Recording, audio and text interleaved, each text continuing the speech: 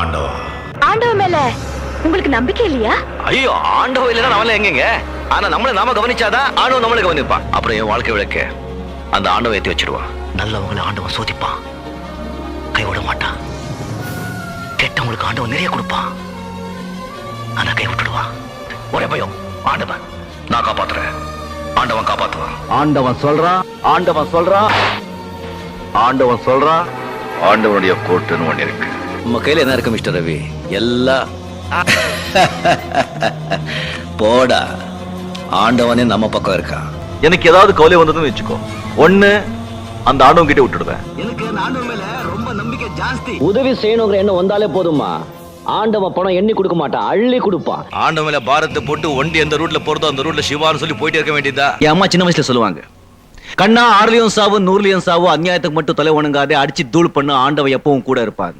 ஆண்டவா